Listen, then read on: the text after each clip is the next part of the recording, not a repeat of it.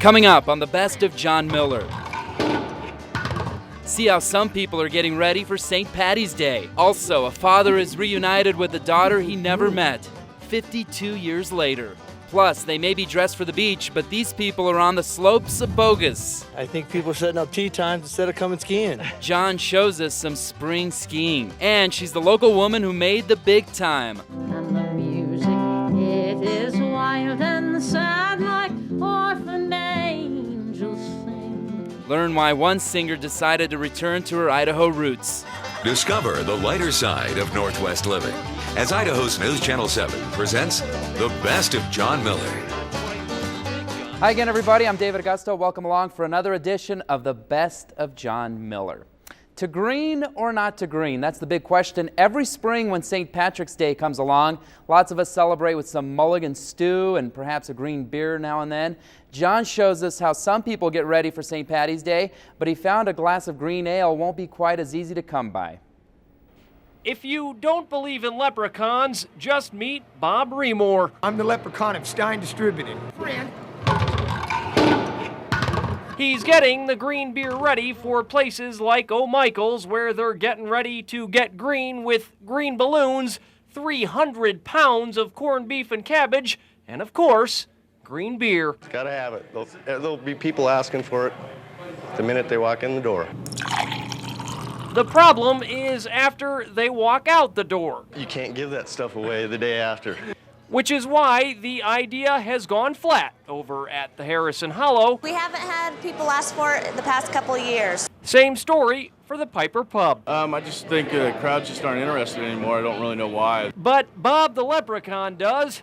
You know, it makes your teeth green, your tongue green. And your average beer drinker green. The green tongue does turn me off a little bit. Yeah. You know, generally that dye leaves a little aftertaste behind. Which is why Bob will only shoot 6 or 8 kegs with the green stuff this year. That's not very many. No, not compared, like I said, 3 or 4 years ago when I was making up to 15, maybe 20 of them. Maybe because more people and places are leaning toward the traditional Irish stuff, leaving the green to the leprechauns. Oh yeah, Okay. we're gonna have a great time. Okay. Just no green beer this year. Doesn't look that great. St. Paddy's Day, if you're keeping track at home, falls in the middle of the week this year, coming up soon. Well, summer means family reunion time most of the time, but that's not the case for one local family. They've spent too many summers and too many years apart. And this week, though, they finally had a chance to come together. It's been the weight of Jack Van Buren's life. It's been a long time, yeah. World War II, 1944. While overseas, Jack Van Buren learns he's going to become a father. But because of the war, he loses contact with the mother. And after 52 years of waiting, with the support of his family and the help of a professional investigator, he learns somewhere out there he has a daughter. She was told that I was killed in Germany and buried someplace in Germany, that she didn't have a father. And then she found out later on that there was no truth to that. The truth is, after 52 years, Dad is sitting at gate 19 waiting for his daughter. I've never seen her. And granddaughter to get off flight 1069 and walk right through that door all the way from South Africa. 52 years. She's 52. What are these last 52 minutes like?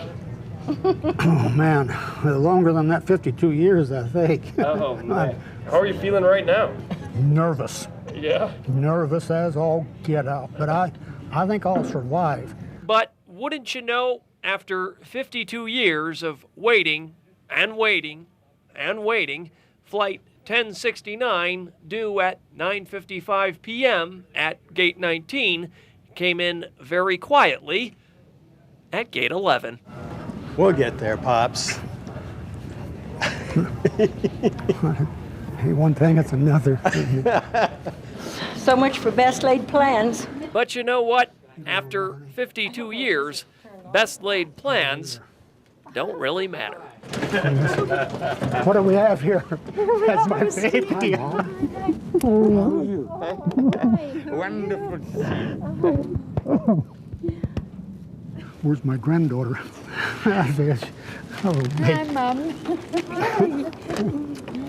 Oh, Oh, we talked so much on the phone. And you're so beautiful, too. thank you. Good.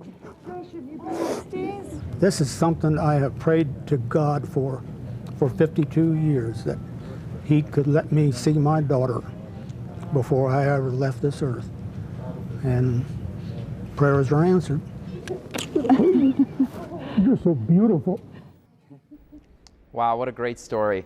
Well, 13-year-old Gopal Gupta isn't your ordinary student. He is exceptionally bright, extremely gifted, and completely dedicated to his studies. So what's the big deal? Well, John found there's way more to Gopal Gupta than meets the eye. Hare Krishna, Hare Krishna, Krishna. The first time I met Gopal Gupta, he was playing harmonium with his family in their Indian temple. Rama Rama, Hare Hare. He is an accomplished musician who was late for school. So it's off to class here, huh? Yep. I pretty much enjoyed my classes. Our test was just yesterday in the computer science course. So you're getting that test back today? Yep. Huh? We're going to computer class to get his test back. I'm also taking 204 calculus, and that's going very well. That sounds pretty hardcore as it goes. Well, yeah. And I'm thinking a major in between computer science and electrical engineering. Most kids wait till they're 18 to do this, you know? Yeah. You see, Gopal's age is the one thing that's a little hard to believe. I know a few professors who until now still don't know I'm 13. Really? Yes.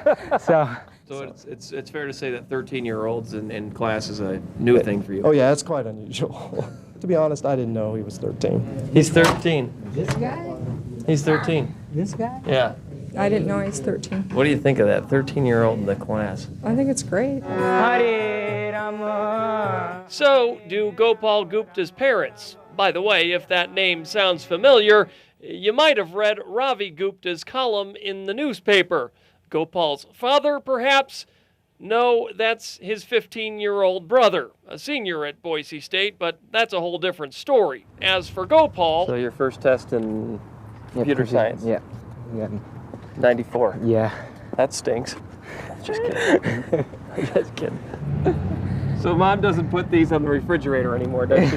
No. But Gopal does give his mother most of the credit. After so many years of homeschooling, it seems brilliance runs in the family. And 13-year-old Gopal is well on his way. Very impressive. Now get this, Gopal is now 19 years old. Last time we checked, he had set the goal of earning his master's degree, which is working out. He just graduated with a master's in electrical engineering. He got a 4.0 grade point average. Gopal is on vacation right now, deciding whether he wants to go after his doctorate. I have a feeling he might get it. He has an older brother who started college at 12 years old. Still to come, it's not a magic trick. Supposedly, you can stand an egg on its end because the gravitational pull of the Earth is equalized at this point in time. John shows us one day of the year when your eggs do stand on end. Now I have to eat it. And next, John uses a warm spring day as an excuse to escape to the ski hill. It's like snow skiing in Florida. Florida, huh? Yeah. Meet some of the interesting people on the slopes for spring skiing.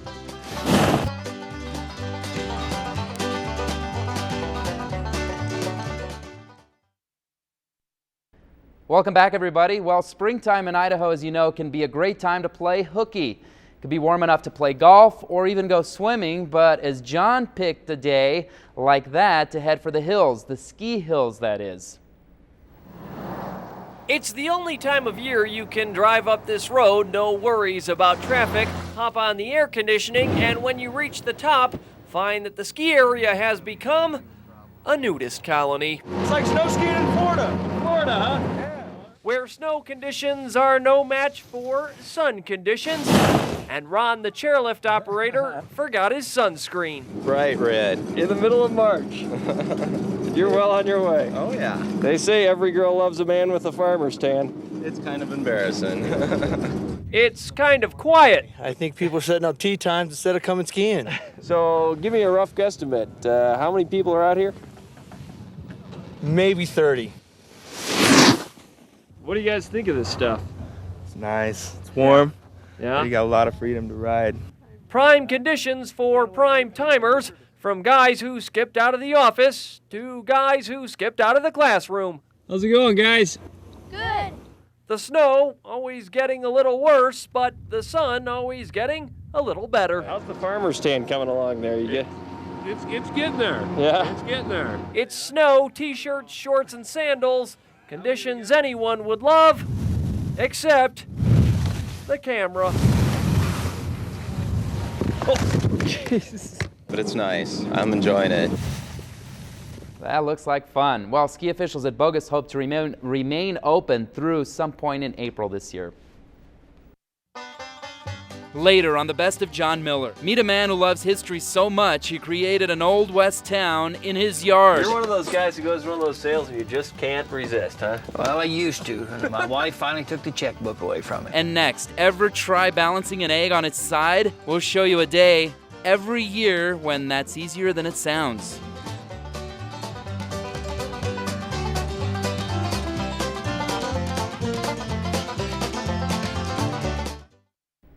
Welcome back. The first day of spring is also the time for something called the Vernal Equinox, when the sun crosses the equator, creating strange gravitational pulls that allow for some strange and weird physical phenomena. That includes one with your ordinary everyday egg, and of course, it piqued the curiosity of John Miller. To understand why one day out of the year an egg might stand like this, you don't need to look to the skies or ask a scientist. You need to go to an egg farm and ask a chicken. Although the chicken's boss will probably be easier to understand. Supposedly, you can stand an egg on its end because the gravitational pull of the Earth is equalized at this point in time. So it's not something you spend a lot of time doing? No, this is not something that we do. And excuse the bad pun, but This is when we make or break our business. you see, Rick Craycraft and the folks at Merrill's Egg Farm have very little time for the physics of the vernal equinox. This is the time of year they try to stand up to demand. Well, we're getting close to Easter time, and this is the busiest time of the year with the people having their egg coloring and their Easter egg hunts. And Rick will supply all the information. There are 360 eggs per case. Anything you want to know about eggs. We're probably producing about 600 cases a day. Even how to make one stand on end this vernal equinox or any day of the year. Now I have to eat it. Science expert that he is, John says don't run to the kitchen anytime soon to try to do the same thing. You'll only get a scrambled egg unless, of course, you balance the egg on the first day of spring. Coming up later, who says you can't go home again? Certainly not this woman. I'm as much a storyteller as a singer, really. Learn how she ended up back in Idaho after making her mark in music. And John hatches a story about a museum like no other. These here were actually bird houses. These were emu houses that we used to have the emus in back years ago. We take a tour through this Emu-z-um.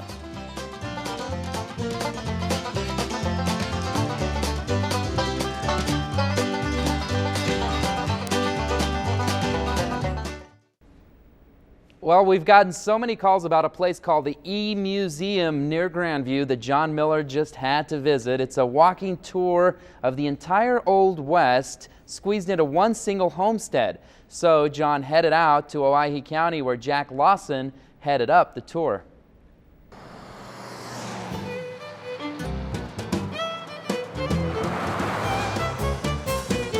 While Jack Lawson's museum isn't for the birds, it is from them. These here were actually bird houses. These were emu houses that we used to have the emus in back years ago. Until Jack became torn between his feathered friends and farm sales. You're one of those guys who goes to one of those sales and you just can't resist, huh? Well, I used to. My wife finally took the checkbook away from me. But not before Jack bought every single antique item in the county. This here was a corn planter. The emus got the boot, and so began Lawson's Emu-z-um. You got some of this, and some of that, and some of that, and some of this, and some of that. Yeah, that's what they call a sheep hook. Then you needed somewhere to put it, right? That's right. This right here is our Owyhee County Jail. Hey, look at that. You got Billy the Kid in here, who stumbled in from the saloon just down from the telegraph office across from the church with the organ under the steeple that Jack built. You know what? I'm beginning to see why your wife stole the checkbook from you. But like I said, it wasn't soon enough. This is the entire old Schoolhouse Museum from Silver City. He just went and bought a whole nother museum. That's right. This is the first half of it. You'll see the other half in this other building. Stuck right next to his recreation of the Bruno State Bank, a Jack Lawson childhood memory. That was me in 1940. Standing in front of the family gas station. This family gas station. So instead of outgrowing it, you just brought it with you. Well, yeah. Throw in the 50s diner and the fact that Jack's even dedicated a building to the history of fishing and beer, and it's clear the Lawsons have gone overboard. Oh, man, did we ever. We should point out that Belva likes to stay behind the scenes. Yeah. She's way over there. Yeah, she's definitely, she's the boss and the designer. Here at the place where bird is the word, Jack's still building and the Emu-z-um is taking off. We tried to have just a variety for everybody. Very cool. Now, if you want to see it for yourself, I sure do. You can find out more by calling Lawson's Emu-z-um at the number here on the screen. That is 208-834-2397. Still to come on the Best of John Miller, a woman who found herself and her home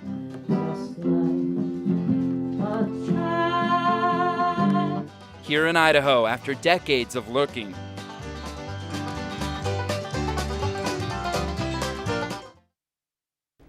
Sometimes you have to travel great distances and visit many places before you really do find your home. Rosalie Sorrels has spent her whole life doing just that. The folk singer was born in Idaho and has performed at festivals across the map. But despite her travels, Rosalie found her way back to the Gem State where John caught up with her. What sweet love have I come by on my last go round? I'm as much a storyteller as a singer, really. Oh, I love this place. The place where she grew up and left and eventually returned. I'm delighted to live here.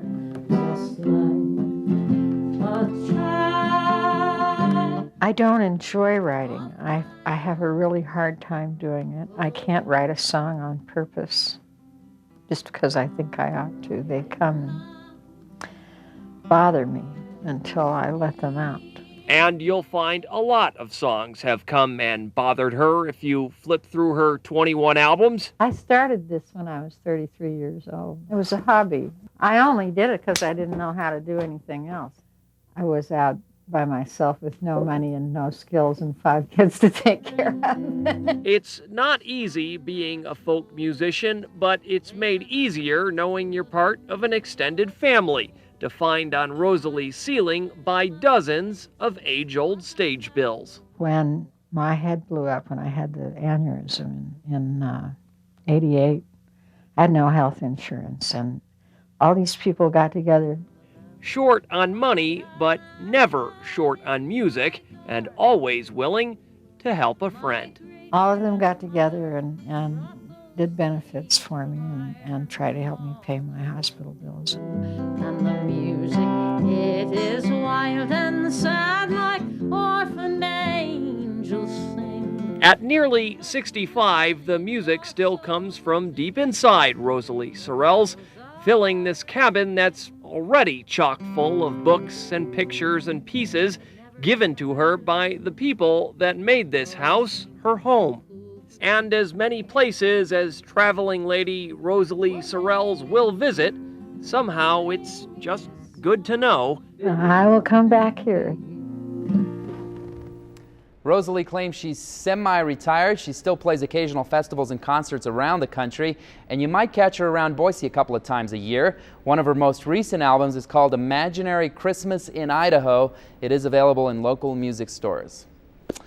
Well, what a difference one digit makes when you're dialing a phone number. Back in February 2001, a Meridian glass shop learned about the fragile line between a 3 and a 2. John shows us how one little number left them swamped with someone else's business. Glass Doctor, we fix your pains. This is Carrie. Now, Glass Doctor Kerry Hooper needs someone to fix his phone problems. So how many phone calls have you got? Today we've had probably about 10. 10 phone calls intended to wind up here that instead wind up here. And actually, the correct phone number is 332-1000 instead of 322-1000. The problem lies in the fine print of this flyer circulated around the Treasure Valley. It says if you have a problem with the minimum wage bill, you should call the legislative hotline at 322-1000. Of course, if you have a problem with glass and you want to call the Glass Doctor, you'll find his number is also 322-1000. And since you put in this number? Oh gosh, we've probably had 500, 600 calls. Yeah. Of course, every time someone calls the glass shop wanting to complain about the legislature, Kerry lets them know it's not 322. It's actually 332 by now. Who is that? She was calling in about the sales tax. A hot button issue. Pretty much. And as far as you're concerned, the wrong button issue. Yes. Hit the 3, don't hit the 2. That's right. You're sure welcome. Bye-bye. So is the Glass Doctor, has your patience been shattered? No, it hasn't. It hasn't. It hasn't been a huge problem. For Kerry Hooper, just a minor pain in the glass. But we'll work through it. Well, that'll do it for this edition. I'll see you next week as we look at more of the best of John Miller. See you then. Cue up the banjo music. Idaho! How's it going? Yeah.